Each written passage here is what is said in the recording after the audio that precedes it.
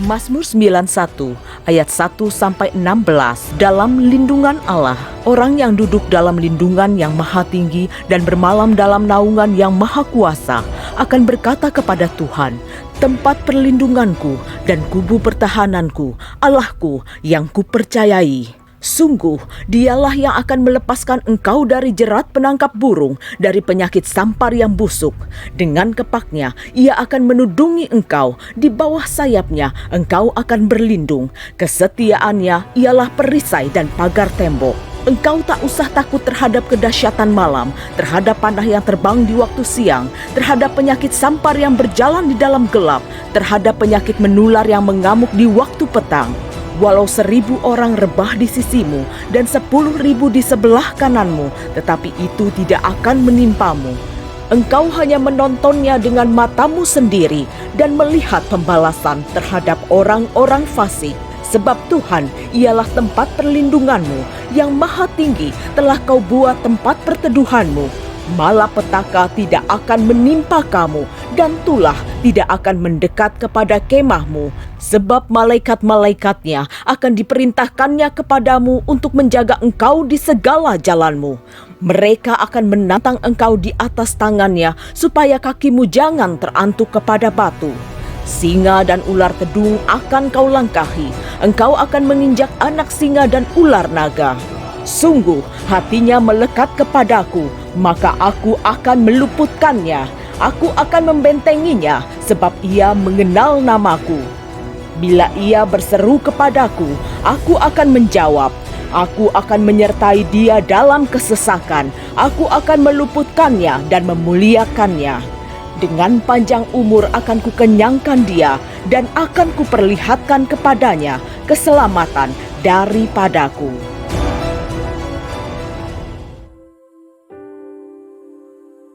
Shalom saudara, dalam edisi Voice of Pentecost kali ini, kita akan membahas mengenai kekuatan bukan ketakutan. Dalam penelitian Northwestern Medicine mengidentifikasi bahwa amigdala merupakan bagian otak yang sangat berperan dalam proses ketakutan. Saat seseorang dihadapkan rasa takut, amigdala akan membangunkan sistem saraf di otak kita untuk memberi respon fight or flight. Respon inilah yang membuat kita waspada terhadap ancaman, di mana kita akan bersiap melawan bahaya yang membuat ketakutan atau melarikan diri dari ancaman tersebut. Dengan kata lain, paparan ketakutan sangat penting untuk mengembangkan daya tahan kita yang memungkinkan kita mampu mengatasi situasi yang tidak terduga. Pandemi COVID-19 adalah situasi yang penuh dengan ketidakpastian. Sehingga tidak heran jika kita akan menemukan kesulitan melewati masa-masa ini. Tapi ingat, segala sesuatu yang terjadi di dunia ini pasti atas seizin Tuhan. Tuhan mempunyai rencana bagi setiap orang yang berserah kepadanya, dan Ia tidak akan membiarkan umatnya binasa. Ia menguji setiap umatnya dengan peristiwa untuk membangun dan membentuk kerohanian setiap kita. Sebagai orang percaya, seharusnya kita mampu mengendalikan rasa takut, bukan malah dikuasai oleh ketakutan. Pertanyaannya sekarang, bagaimana setiap orang percaya dapat menang dari ketakutan dan menjadikannya kekuatan? Yang pertama, alihkan pandangan dari masalah kepada Tuhan. Matius 8 ayat 25-26 berkata, maka datanglah murid-muridnya membangunkan dia, katanya, Tuhan tolonglah, kita binasa. Ia berkata kepada mereka, mengapa kamu takut, kamu yang kurang percaya? Lalu bangunlah Yesus menghardik angin dan danau itu. Maka danau itu menjadi teduh sekali. Kebanyakan dari mereka yang berada di dalam perahu ini adalah nelayan dan sudah terbiasa dengan situasi ombak maupun badai yang bisa datang kapanpun. Namun, angin ribut kala itu pasti sangatlah ekstrim, sehingga mereka menjadi sangat ketakutan dan berpikir bahwa mereka akan binasa. Hebatnya, Yesus dapat tidur di tengah-tengah angin ribut yang mengerikan seperti itu. Inilah yang seharusnya terjadi pada kita yang telah menjadi murid Yesus. Meskipun persoalan besar datang menderu, kita bisa tetap tenang dan tidak menjadi panik. Perlu diingat bahwa bukan apa yang masalah bisa perbuat terhadap kita, tapi apa yang Tuhan bisa lakukan atas kita. Tuhan Yesus juga mengalami rasa takut ketika ia berdoa di Taman Getsemani. Namun di dalam ketakutannya, ia tetap memandang kepada Bapa. Demikian juga seharusnya kita. Jika kita melihat ada seseorang yang sepertinya tidak takut apa-apa, mungkin orang itu bukannya tidak takut, tetapi dia sudah berhasil mengalahkan rasa takutnya. Yang kedua, tetap dalam hadirat Tuhan. Dalam Markus 6 ayat 49 sampai dengan 50 menceritakan, suatu malam para murid diguncang rasa takut setelah Yesus mengadakan mukjizat dengan memberi makan kepada lebih dari 5.000 orang. Tuhan meminta para murid berangkat terlebih dahulu ke Betsaida supaya dia dapat berdoa sendirian. Sepanjang malam itu, ketika para murid sedang bersusah payah mendayung melawan angin sakal, tiba-tiba mereka melihat Yesus berjalan di atas air. Para murid menjadi sangat ketakutan dan bahkan mengira Yesus adalah hantu. Saat Yesus mendekat kepada perahu dan murid-muridnya mendengar suaranya, "Tenanglah, aku ini, jangan takut." Maka badai reda dan ketakutan pun diusir. Setelah Yesus naik ke perahu, angin kencang tiba-tiba berhenti dan mereka dapat melanjutkan perjalanan hingga tiba di pantai dengan selamat. Ketika Tuhan hadir dalam hidup setiap orang percaya, maka semua badai hidup yang membuat ketakutan akan diubah menjadi damai sejahtera dan kekuatan. Rasul Paulus menasehati dalam 2 Timotius 1 ayat 7, sebab Allah memberikan kepada kita bukan roh ketakutan, melainkan roh yang membangkitkan kekuatan, kasih, dan ketertiban. Dari ayat ini, kita belajar bahwa Roh Kudus memberikan kita damai sejahtera dan mengusir roh ketakutan di dalam setiap orang percaya yang tetap tinggal di dalam hadirat Tuhan. Yang ketiga, melangkah maju bersama Tuhan. Pemazmur menulis, Tuhan menetapkan langkah-langkah orang yang hidupnya berkenan kepadanya. Mazmur tersebut selanjutnya memberikan gambaran indah tentang pemeliharaan Allah yang setia atas siapapun yang mau berjalan bersamanya. Taurat Allahnya ada di dalam hatinya, langkah-langkahnya tidak goyah. Melangkah maju bersama Tuhan menunjukkan bahwa tanpa Tuhan seseorang tidak dapat berbuat apa-apa. Melangkah maju bersama Tuhan mempunyai implikasi bahwa Tuhan terlibat dalam semua aspek kehidupan. Ia yang memegang kendali penuh atas kehidupan kita. Bila kita selalu melibatkan Tuhan dalam keseharian kita, maka kita akan semakin kuat dan apa saja yang kita kerjakan pasti berhasil. Kesadaran akan penyertaan Tuhan akan memberikan rasa aman dan damai sejahtera yang akan menghilangkan segala ketakutan. Sebagai manusia, wajar bila kita mengalami ketakutan, tapi jangan sampai kita dikuasai oleh ketakutan tersebut, sebab kita bisa mengubah ketakutan menjadi kekuatan, yaitu dengan cara fokus kepada Tuhan, bukan kepada masalah, sehingga kita bisa tetap tinggal di dalam hadirat Tuhan dan mampu melangkah maju, karena Tuhan ada beserta kita. Saudara, untuk penjelasan lebih lengkapnya dari tim teologi kami, jangan lupa buka link yang ada di atas atau scan QR Code yang tersedia. Salam integritas, Tuhan Yesus memberkati. Shalom saudaraku. Boleh lambaikan tangannya shalom. Apa kabar hari ini? Apa kabar hari ini? Yang merasa luar biasa tepuk tangan dong. Buat Allah kita yang luar biasa. Yang mau senantiasa nama Tuhan dimuliakan dan ditinggikan atas segenap kehidupan kita. Boleh lambaikan kedua tangannya. Tepuk tangan dong sekali lagi yang meriah buat Allah kita. Lebih meriah buat Allah kita. Sorakan haleluya. Sorakan haleluya. Sorakan haleluya.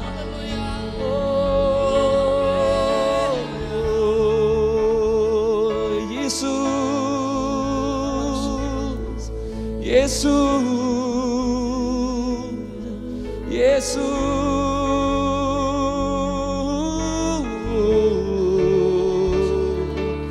Ku datang Tuhan. Oh, aku datang Tuhan kepadamu. Ku datang Tuhan. Oh,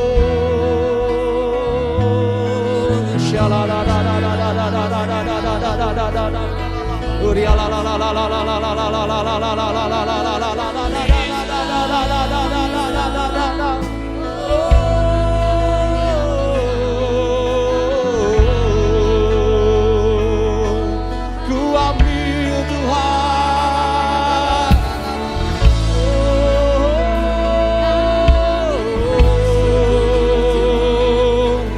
Putusan hari ini Tuhan bersama denganmu.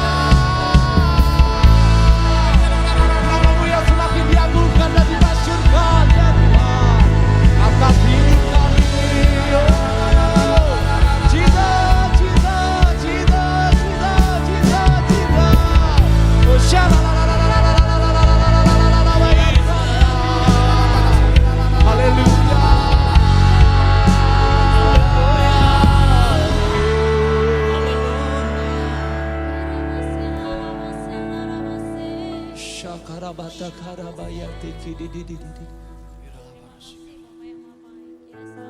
Kami tinggikan Engkau Tuhan untuk selama-lamanya.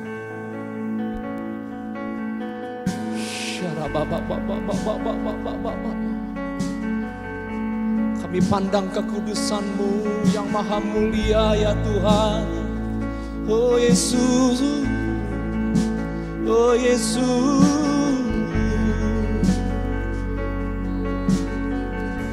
Mari bersama-sama katakan. Ku pandang kemuliaan-Mu, Imam besar maha agung. Kaulah pemilik hidupku, Yesus Kristus Tuhan.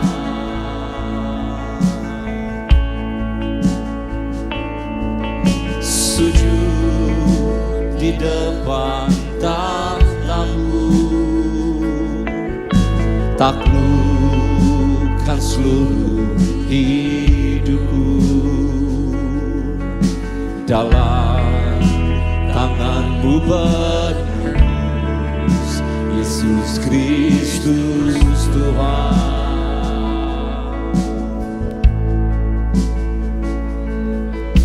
Tiada satu pun yang luput dari karya kasih-Mu yang mulia.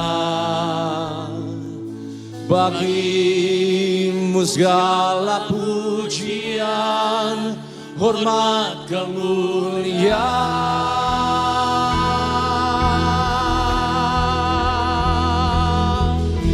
Engkau Tuhan ku tinggikan, yang bangkit dan menang, Yesus Kristus Tuhan.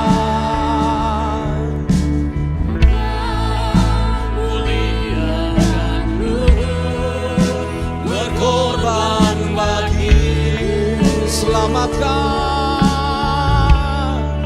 Selamatkan jiwaku. Tepuk tangan sekali lagi yang meriah yuk buat Yesus kita yang luar biasa.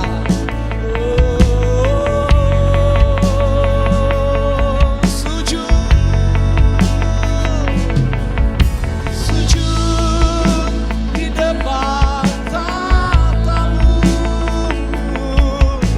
taklukkan seluruh dalam tangan-Mu penebus, Yesus Kristus Tuhan. Katakan tiada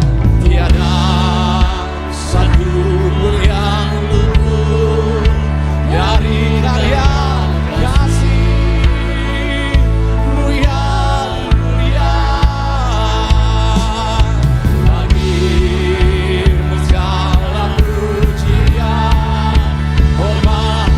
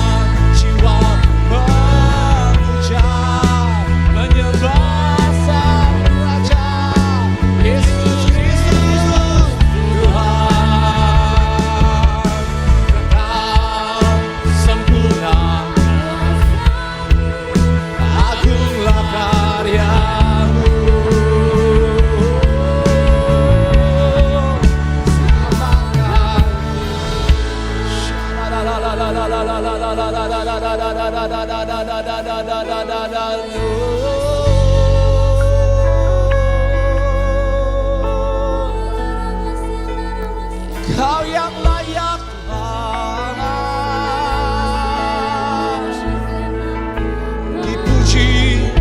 sembah. Tiada satu, tiada satu pun yang luput dari karya kasih-Mu yang mulia. Bagimu segala pujian, hormat, kemuliaan. Tiada satu pun yang luput. Oh, tiada satu pun yang luput dari karya kasih-Mu yang mulia. Bagimu segala pujian, hormat,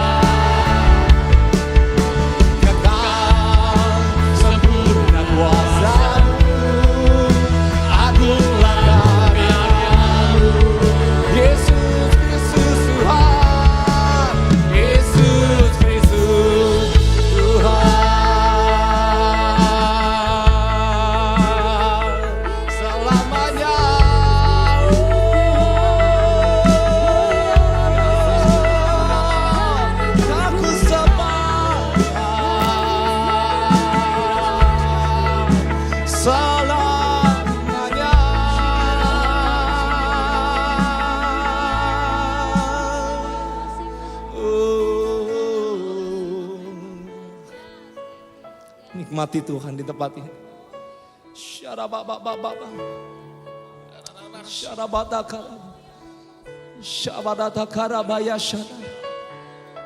Keagungan-Mu yang melampaui segala akal pikiran manusia. Bahkan mengagumi Tuhan atas seluruh muka bumi yang ada. Melampaui Tuhan atas segala jagat raya yang ada. Kau bertahta di setiap umat-Mu Tuhan. Tengah-tengah bait-Mu yang maha kudus. Terima kasih, terima kasih, terima kasih, terima kasih.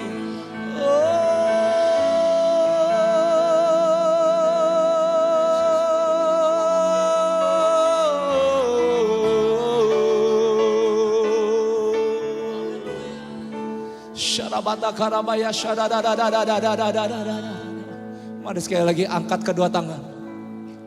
Engkau kami tinggikan. Syarabata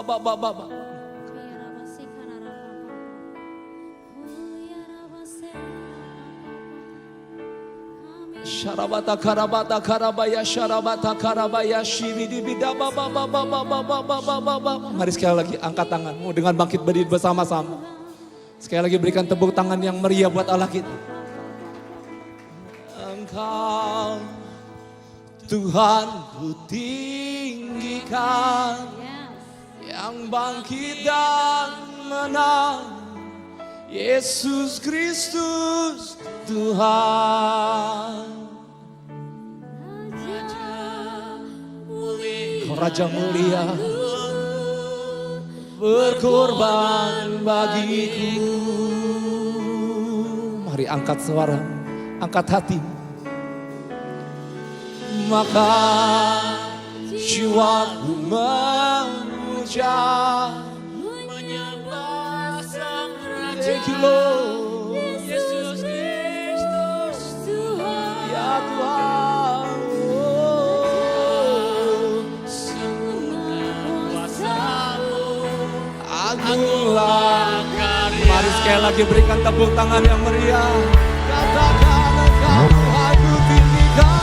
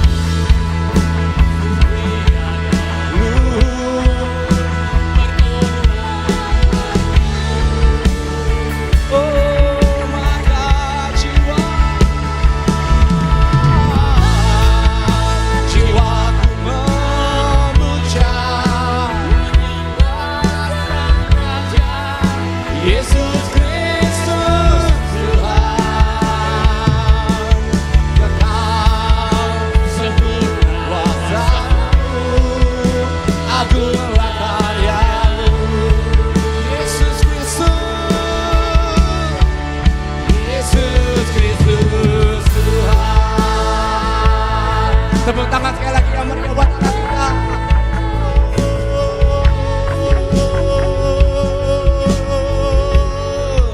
Yesus Kristus Tuhan. Tepuk tangan dong sekali lagi yang meriah buat Yesus Kristus Allah kita yang luar biasa. Sorakan haleluya. Yes. Terima kasih Tuhan. Engkau menjadi raja atas segenap kehidupan kami. Teruslah bertahta dan berdaulat Tuhan atas segenap kehidupan kami. Demi nama-Mu kami berdoa dan mengucap syukur bersama-sama kita katakan. Amin. Tepuk tangan dong sekali lagi yang meriah buat Allah kita. Boleh sapa kanan kirinya, Yesus kita ajaib loh. Ayo katakan. Yesus kita luar biasa ajaibnya di tengah-tengah kehidupan kita. Amin saudara. Siap puji Tuhan. Yang siap sekali lagi berikan tepuk tangan yang meriah buat Allah kita. Yeah. Tepuk tangan yuk semuanya di atas kepala yuk. Tangan semuanya ya.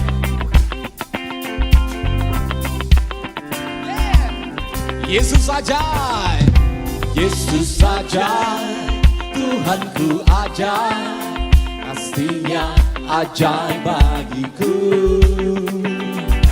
Yesus saja, Tuhanku ajaib, rahmatnya kekal selamanya, tak berubah, tak berubah.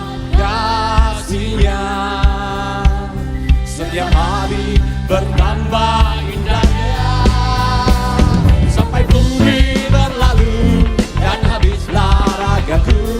Yesusku ajaib bagi. Amin. Yesus ajaib, Yesus ajaib, Tuhanku ajaib, kasih-Nya ajaib bagiku. Amin. Yesus saja, Tuhanku ajaib, rahmatnya kekal selamanya, tak berubah, kasih-Nya setiap hari bertambah indahnya, sampai bumi berlalu dan habislah ragaku. Yesusku ajaib. Katakan kanan kirimu tak berubah. God.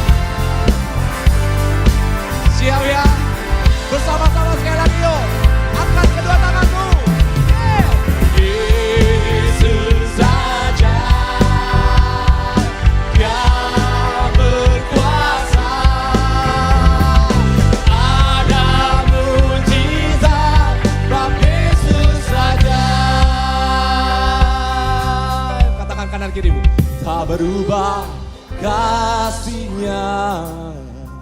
Setiap hari bertambah indahnya, sampai bumi berlalu dan habislah ragaku. Saudara sendiri katakan tak berubah, tak berubah. Amin.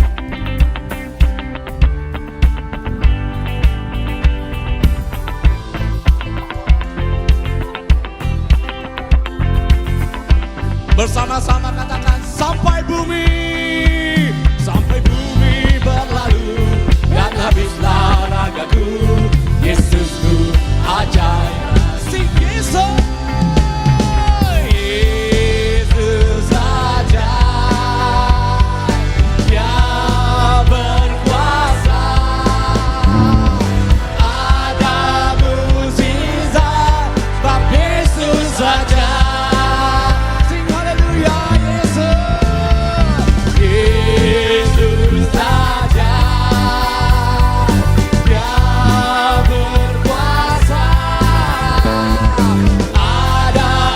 Katakan ada mujizat, ada mujizat, ada mujizat, Bang Yesus aja. Angkat kedua jempolmu buat Allah kita.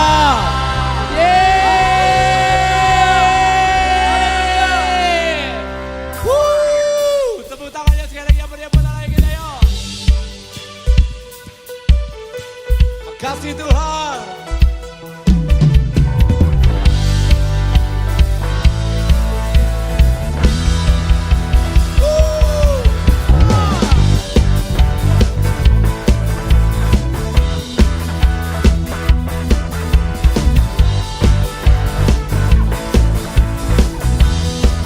Yang wanita katakan, lukis.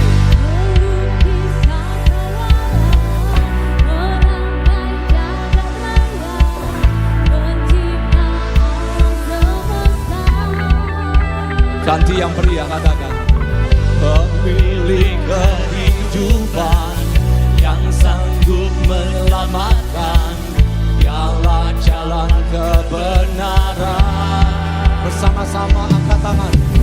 Kami rindukan kuasa lawatan-Mu, kebangkitan pasti terjadi.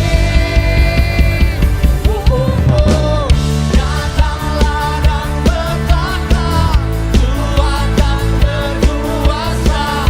Saat hati bersatu, menaikkan pujian, belenggu dikatakan, mukjizat dinyatakan. Great is our God.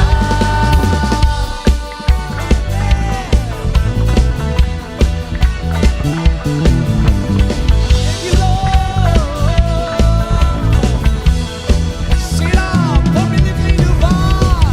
Pemilik kehidupan yang sanggup menyelamatkan. Yesus,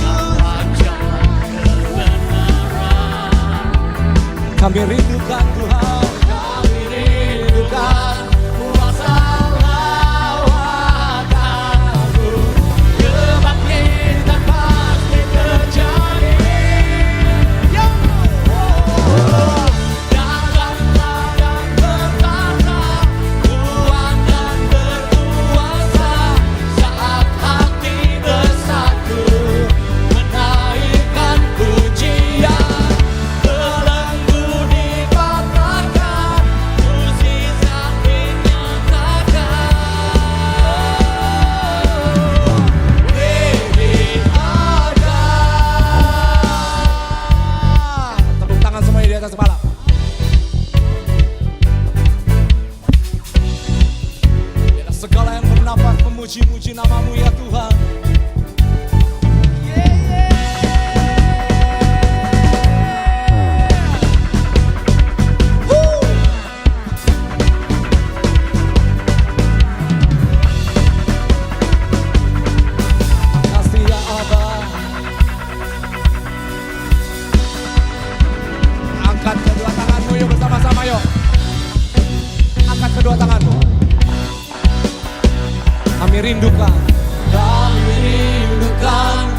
kuasa lawatanmu.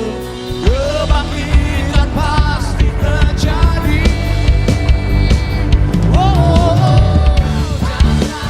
Dan pertama ku akan berkuasa saat hati bersatu menaikkan puji-pujian.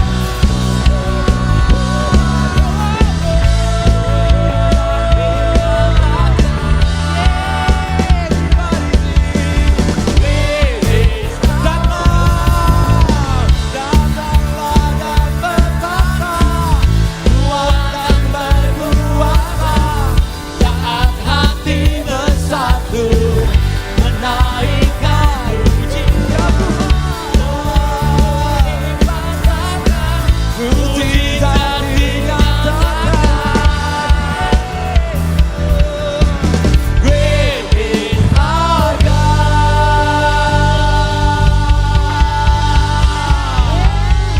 Tepuk tangan yang meriah buat Yesus yang ajaib.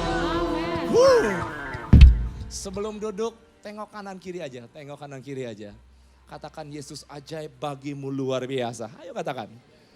Amin, amin, amin. Tepuk tangan dong sekali lagi buat Yesus kita yang luar biasa. Silakan duduk kembali Bapak Saudaraku. Haleluya. Adakah yang baru pertama kali hadir datang ke tempat ini? Boleh lambaikan tangannya. Banyak loh. Tepuk tangannya mana buat Allah kita? Tepuk tangannya kurang meriah buat Allah kita. Yang terdekat katakan tos jauh ya. Selamat datang Pak, Bu, Sis. Selamat beribadah di tempat ini. Bila belum ada tempat ibadah yang tetap, kami mengundang kembali untuk minggu depan, terus gitu ya. Bersama-sama bersatu hati kita mau bangun tahta Tuhan selebar-lebar dari tempat ini.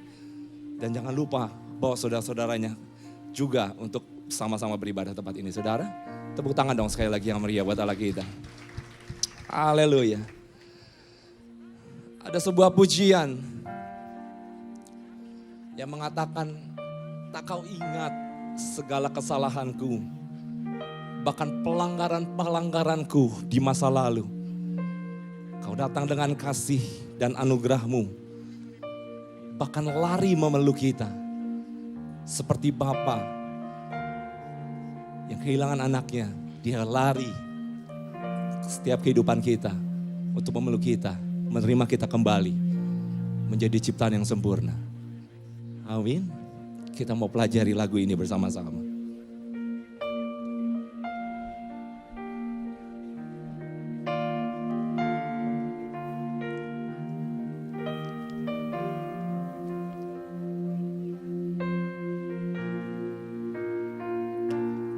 Kau ingat kesalahanku, pelanggaran masa lalu, dengan kasih dan anugerahmu kau berlari memelukku. Bahkan saat sekelilingku berharap kau menghukumku dengan cinta yang tak bersyarat, Engkau Yesus menyambutku. Engkau Yesus menyambutku.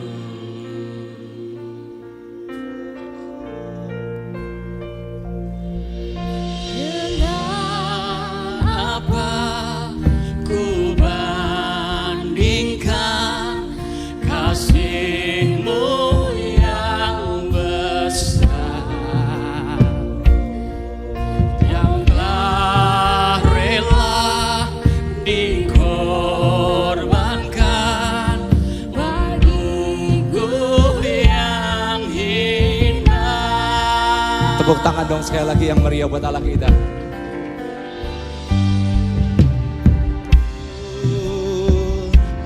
betapa aku karunia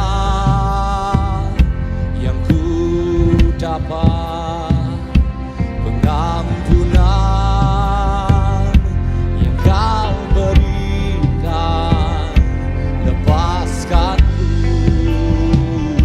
dari maut, lepaskanku dari maut.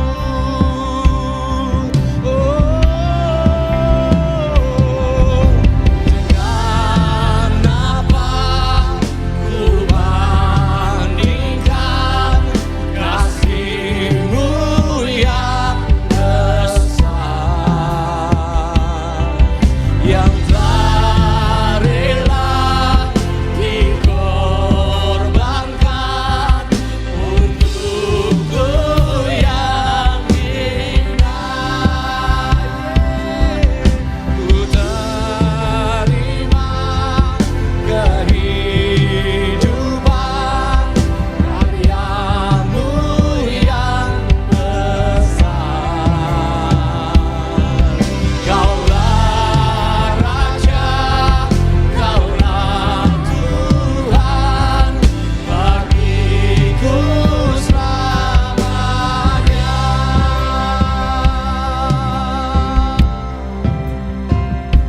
Kini aku rendahkan diri untuk kembali kepadamu dengan kuasa Roh-Mu yang suci, biar hidupku jadi baru, biar hidupku jadi baru. Yesus, dengan apa ku bandingkan karya-Mu yang besar.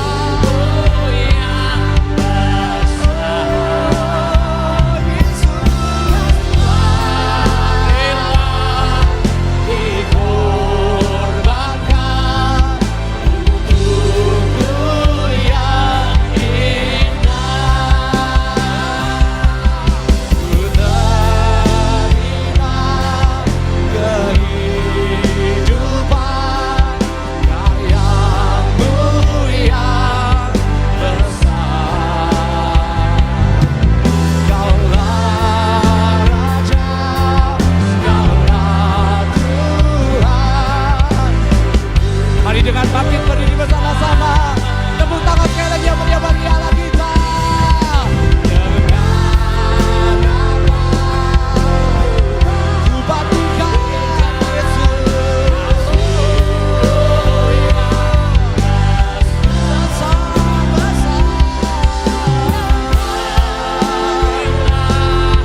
dikorbankan untukku yang indah. Terima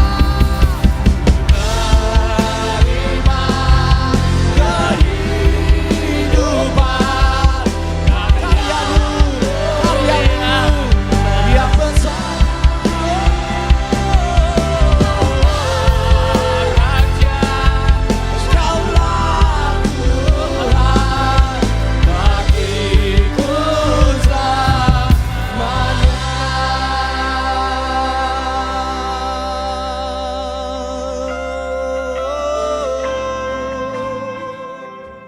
Shalom Bapak Ibu Saudara, salam sejahtera bagi kita semua. Mari sekarang dimanapun kita berada, kita mempersiapkan hati dan perhatian kita untuk mendengarkan kembali firman Tuhan. Nah Bapak Ibu Saudara, saya percaya kita masih ingat peristiwa yang menggemparkan beberapa waktu yang lalu. Sebuah peristiwa yang menyedihkan sekaligus mengharukan, yaitu tenggelamnya kapal selam kita KRI Nanggala. Kita sedih karena beberapa prajurit terbaik kita harus meninggal dunia dalam tragedi itu. Tapi sekaligus kita terharu, kita bangga. dengan para prajurit kita, sekalipun mereka tahu panggilan hidup mereka penuh dengan resiko, tetapi mereka menjalani panggilan hidup mereka sebagai prajurit dengan penuh tanggung jawab, ya, dengan penuh integritas. Jadi buat mereka yang namanya resiko itu sudah biasa, karena seorang prajurit harus siap dengan semua bentuk resiko. Nah, Bapak Ibu Saudara, dalam hidup kita pun, Alkitab beberapa kali menggambarkan kita juga adalah para prajuritnya Tuhan.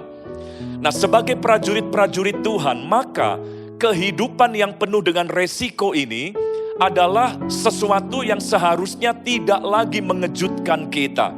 Sangat aneh kalau kita sebagai orang Kristen, kita masih kaget ketika tantangan muncul. Kita masih kecewa, syok, ketika persoalan, keadaan-keadaan yang sulit diizinkan muncul dalam hidup kita. Ingat Bapak Ibu, kita adalah prajuritnya Tuhan. Bagi seorang prajurit, peperangan itu hal yang biasa. Itu hal yang sudah seharusnya menjadi bagian dalam perjalanan hidup seorang prajurit. Kalau hidup kita penuh pergumulan hari-hari ini, kalau hidup kita seperti di medan perang hari-hari ini, ada musuh, ada ancaman, ada teror, maka itu adalah hal yang memang menjadi bagian dalam kehidupan para prajurit Tuhan. Kita diminta untuk tidak kaget, tidak terkejut, tidak kecewa, dan tidak putus asa. Para prajurit yang meninggal, mereka tabah sampai akhir. Mereka tahu sebagai prajurit, hidup mereka ada dalam bahaya, tapi mereka tabah menjalani panggilannya sebagai seorang prajurit. Dan mari biarlah mentalitas yang sama itu kita miliki juga sebagai prajurit-prajuritnya Tuhan. Kita tahu dunia memang adalah medan peperangan yang sulit, tapi kita akan tabah menjalani semuanya karena kita adalah prajuritnya Tuhan. Nah, saya akan tunjukkan dalam Keluaran pasal yang ke-12 ayat yang ke-41 Bapak Ibu. Keluaran pasal 12 ayat 41. Ayat ini berkata begini, sesudah lewat 430 tahun, tepat pada hari itu juga, keluarlah segala pasukan Tuhan dari tanah Mesir. Perhatikan kalimat terakhir, keluarlah segala pasukan Tuhan dari tanah Mesir. Padahal yang keluar dari Mesir hari itu adalah pria wanita warga sipil biasa. Mereka adalah rakyat Israel, orang-orang Israel yang baru saja dibebaskan dari perbudakan di Mesir. Tidak ada tanda-tanda bahwa mereka prajurit. Mereka adalah orang-orang biasa, bahkan mereka adalah mantan budak. Mereka adalah para pekerja kasar yang diperbudak di Mesir selama 430 tahun. Secara manusia, tampilan mereka adalah warga sipil biasa.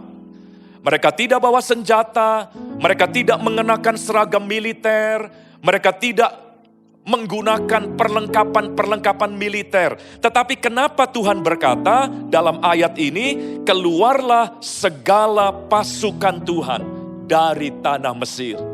Manusia melihat mereka hanya sebagai warga sipil yang baru keluar dari tanah Mesir. Tetapi di mata Tuhan, mereka adalah pasukan Tuhan. Tuhan menyebut umat pilihannya, semua pria wanita. Tuhan menyebut umat pilihannya sebagai pasukan Tuhan. Jadi saudara, itulah yang berlaku bagi kita juga. Orang-orang yang telah ditebus dari perbudakan dosa. Kita adalah Israel rohani yang telah ditebus dengan kuasa darah Yesus. Kita keluar dari kegelapan. Nah, sebagai orang-orang yang telah dimerdekakan oleh Kristus, maka di mata Tuhan kita pun disebut pasukan Tuhan.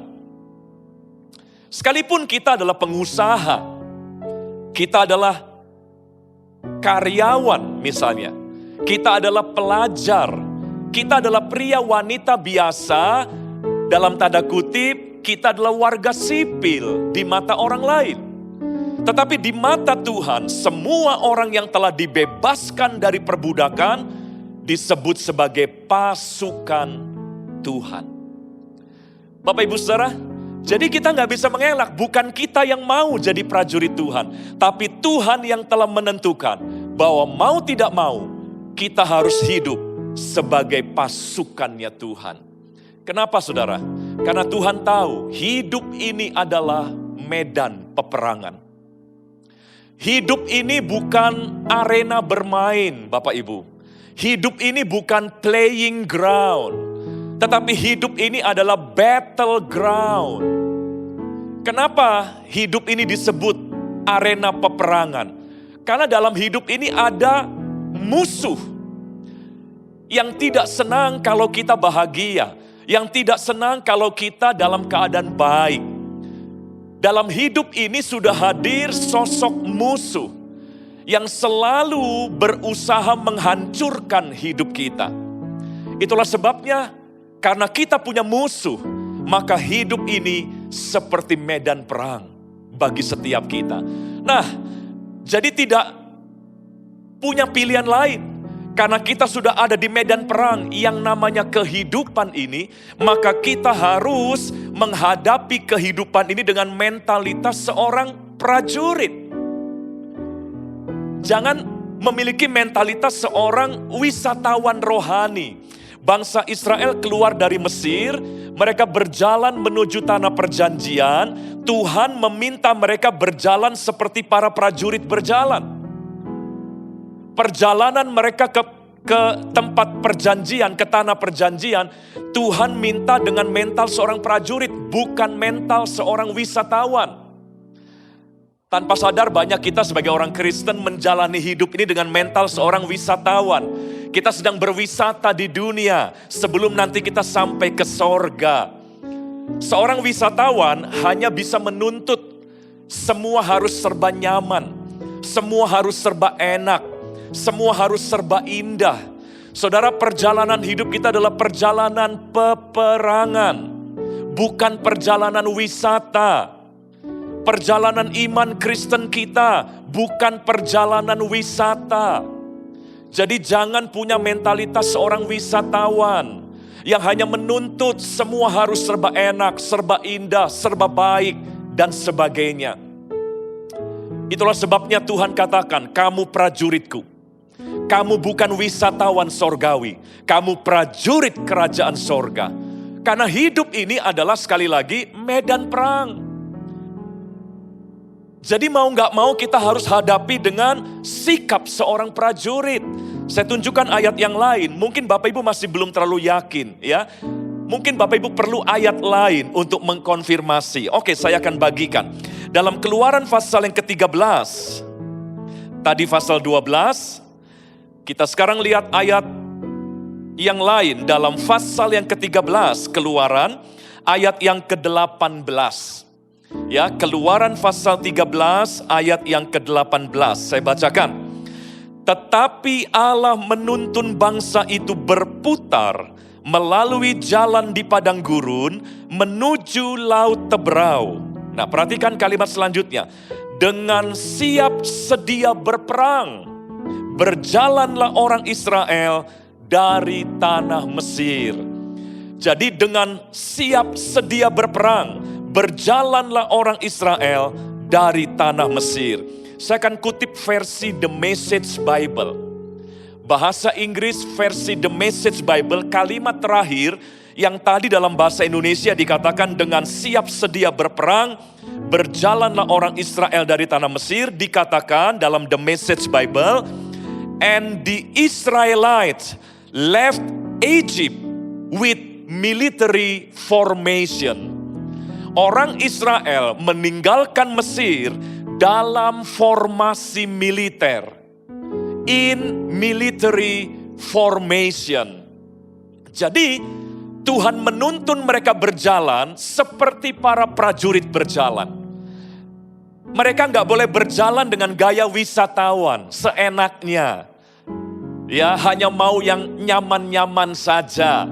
Tapi Tuhan memimpin bangsa Israel keluar dari Mesir, berjalan di padang gurun, dan perjalanan mereka dikondisikan seperti para prajurit berjalan.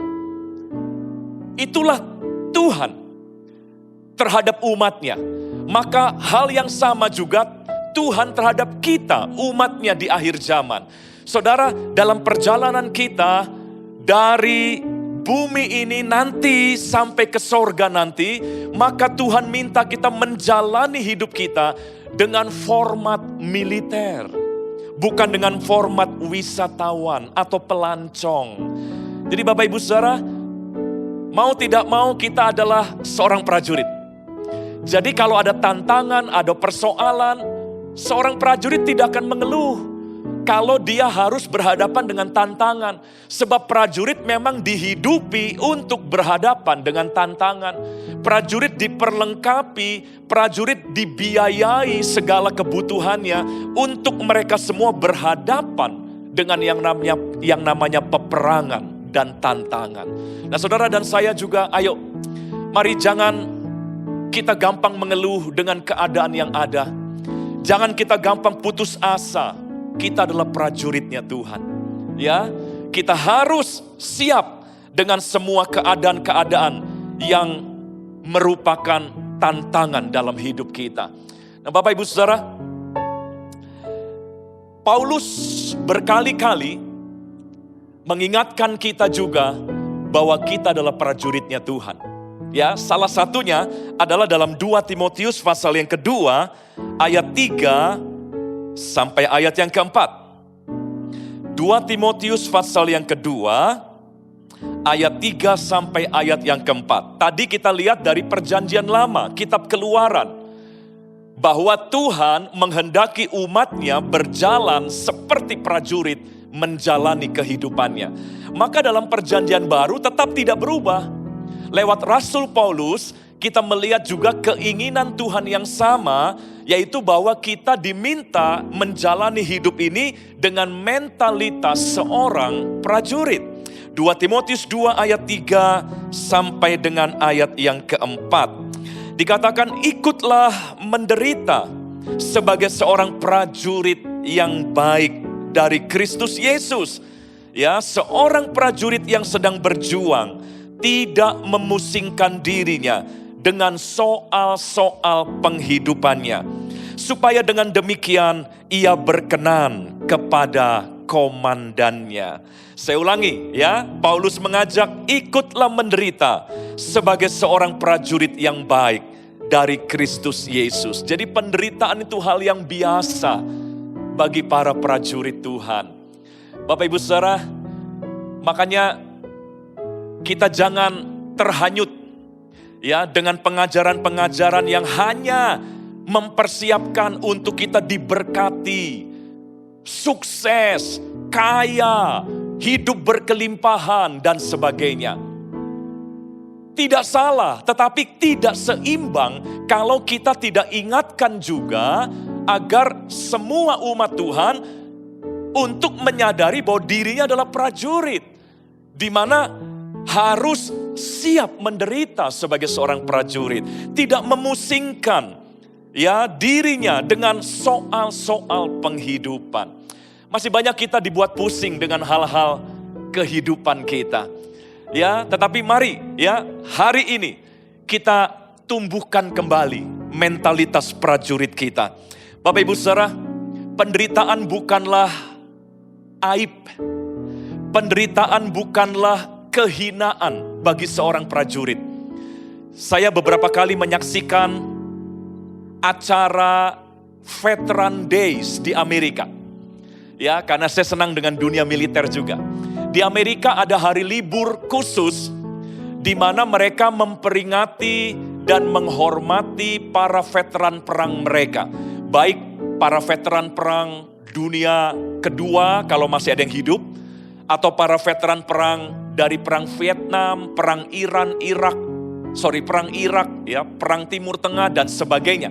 Nah, Saudara, di hari Veteran Days itu, para prajurit yang sudah mengikuti beberapa peperangan dalam hidup mereka, mereka berdefile, mereka berbaris dalam format yang penuh kebanggaan begitu ya. Dan seluruh rakyat Amerika lewat televisi maupun yang menyaksikan langsung memberi tepuk tangan dan penghormatan. Dan tidak sedikit para prajurit yang berdefile itu adalah para prajurit yang sudah cacat.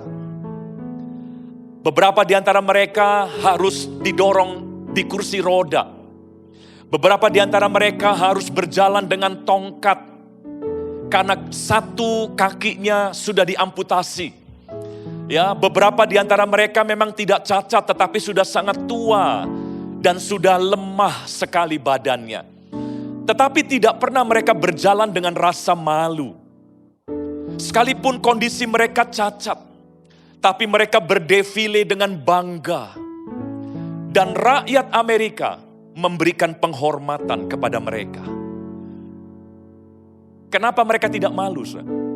Ada satu semboyan bagi kaum veteran di Amerika. Semboyannya berkata begini, tanda luka itu lebih mulia dibanding tanda pangkat. Sekali lagi, mereka memegang teguh prinsip itu. Tanda luka itu lebih mulia dibanding tanda pangkat. Bukan berarti tanda pangkat tidak penting, ya. Tetapi kalau mau dibandingkan, tanda luka mereka itu berbicara lebih hebat dibanding tanda pangkat. Orang boleh punya pangkat tinggi, tapi kalau mereka tidak punya bekas luka, sepertinya masih ada yang kurang dalam dedikasi mereka sebagai seorang prajurit. Nah, Bapak Ibu Saudara, jadi di dunia saja seperti itu. Mari kita sebagai prajurit Kristus juga, kalau toh kita harus jatuh bangun dalam pergumulan hidup kita, mungkin kita harus mengalami proses yang tidak enak. Itu bukan hal yang memalukan. Justru Paulus berkata, ya, berbanggalah jika engkau harus menderita karena Kristus. Jadi Bapak Ibu Saudara, ayo mari perbaiki mindset kita. Kita ada di dunia ini bukan untuk hidup sebagai wisatawan rohani, di mana kita hanya punya tujuan untuk menikmati dan menikmati. Tetapi kita ada di dunia untuk menjadi prajurit Allah, untuk mengalahkan pekerjaan si jahat di dunia ini yang adalah musuh kita. Nah, sebagai seorang prajurit, kalau toh kita harus menderita, dan kalau toh penderitaan itu menyebabkan kehidupan kita mungkin terlihat tidak menyenangkan, berbanggalah seperti para veteran tadi. Mereka tidak malu dengan cacat mereka, tapi mereka justru bangga. Itu adalah tanda yang lebih mulia dibanding semua tanda pangkat. Bapak Ibu Saudara, apalagi kehidupan yang semakin sulit hari-hari ini. Ya, jangan membuat kita lalu kecewa dan menyalahkan Tuhan. Seorang prajurit tidak pernah menyalahkan komandannya ketika dia harus masuk ke medan perang.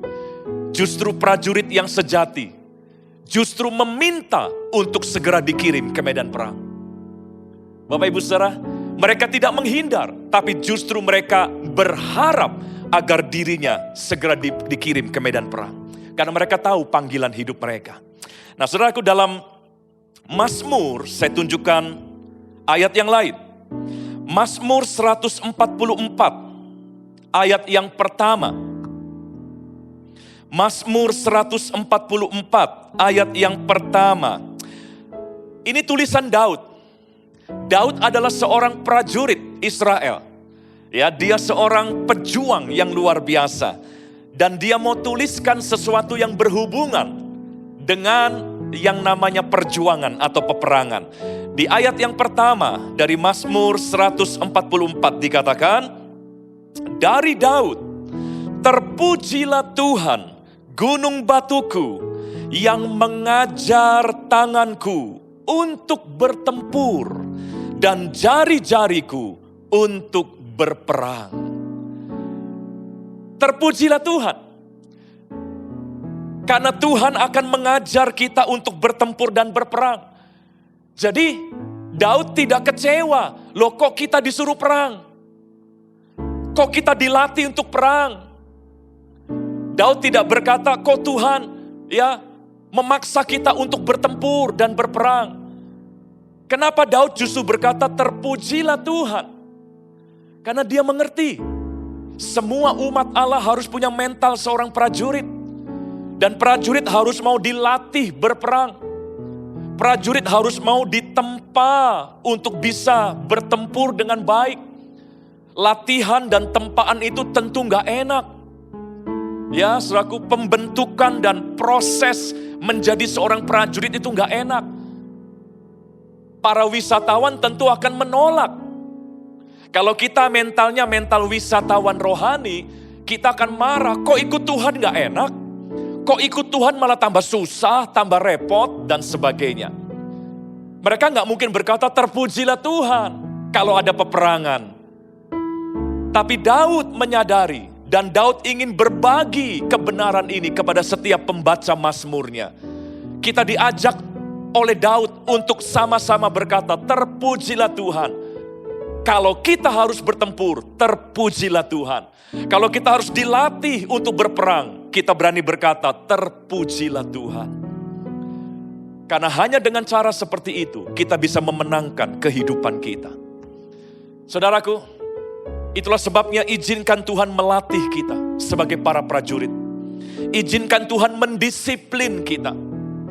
Ya, izinkan Tuhan menggembleng kita untuk menjadi prajurit-prajurit Tuhan. Karena hidup ini harus dimenangkan. Saudara, semua yang baik dalam hidup ini tidak akan datang ujuk-ujuk tanpa perjuangan. Itulah sebabnya Tuhan melatih kita berjuang. Ya, jangan kecewa kalau kita sedang diminta untuk berperang. Tapi kita berani berkata, terpujilah Tuhan yang melatih tanganku untuk bertempur dan jari-jariku untuk berperang.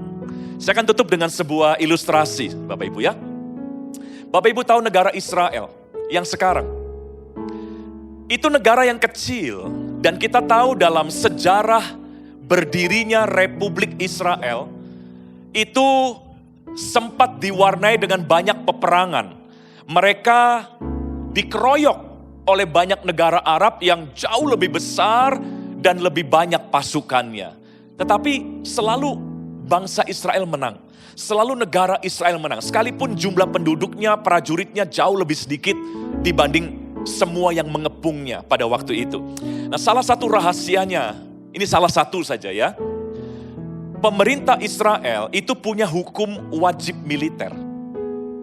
Semua pria dan wanita ketika masuk usia 16 tahun, mereka harus masuk wajib militer. Bagi pria, itu 3 tahun lamanya. Mereka harus jadi tentara. Bagi wanita 2 tahun. Dan setelah selesai kewajiban sebagai prajurit, mereka boleh memilih untuk lanjut sebagai tentara atau kembali ke profesi sipil mereka. Nah, bagi yang kembali ke profesi sipil, bukan berarti lalu mereka bebas dan tidak jadi tentara lagi. Karena negara mereka selalu dalam bahaya. Ya, musuh bisa saja menyerang sewaktu-waktu karena Israel masih belum punya perjanjian damai dengan banyak negara di sekitarnya. Hanya dengan Mesir dan Yordania mereka sudah punya perjanjian damai. Akibatnya bagi mereka yang sudah selesai wajib militer, kembali menjadi dokter, bisnismen, karyawan, maka setiap tahun ada 2 kali periode di mana mereka yang sudah menjadi warga sipil harus mengabdi kembali sebagai tentara. Selama setiap tahun selama 2 periode. Mereka boleh atur-atur sendiri sesuai dengan waktu yang mereka bisa. Nah, jadi artinya warga-warga sipil tidak pernah lepas dari kehidupan militer. Sekalipun mereka sudah tidak wajib militer. Tapi setiap tahun selalu mereka harus punya 2 kali masa di mana mereka harus kembali mengabdi sebagai tentara. Hasilnya saudara, setiap rakyat Israel punya jiwa militer. Setiap warga negara Israel ya itu punya jiwa militer dan tidak sedikit ditemui para dokter itu selalu menyimpan senjata di tas kerja mereka. Para manajer juga ya semua ya orang-orang yang berdagang di pasar Mereka sudah siap senjata di mobil-mobil mereka. Jadi begitu ada tanda bahaya, bukan hanya tentara yang bergerak, tetapi warga sipil juga angkat senjata.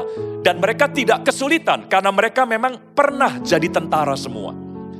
Itulah pola dari pemerintah Israel yang membuat bangsa mereka jadi kuat. Makanya kalau ditanya jumlah tentara orang Israel berapa? Ya sejumlah penduduk mereka semuanya adalah tentara. Seluruh warga sipil yang ada di negara Israel adalah para prajurit. Memang tidak semua berseragam prajurit, tapi mereka semua bermental prajurit. Itulah sebabnya negara mereka kuat, solid. Karena seluruh penduduknya adalah berjiwa prajurit. Nah Bapak Ibu Saudara, biarlah kerajaan sorga juga semakin kuat di bumi. Ya, kerajaan Allah semakin kuat di bumi, semakin perkasa di bumi. Karena semua orang percaya, sekalipun kita punya profesi-profesi sipil, tapi dalam hati kita ada mentalitas prajurit Tuhan. Yang tidak takut dengan tantangan, yang tidak kecewa dengan persoalan, tapi dengan penuh integritas dan pengabdian, kita menghadapi semuanya. Tuhan memberkati kita semua, selamat jadi prajurit Tuhan, memenangkan kehidupan kita masing-masing. Kita akan berdoa. Tuhan Yesus, terima kasih. Kami telah terima firman-Mu, tanamkan itu dalam hati kami. Dan biarlah Roh Kudus memampukan kami hidup sebagai prajurit-prajurit Tuhan di akhir zaman.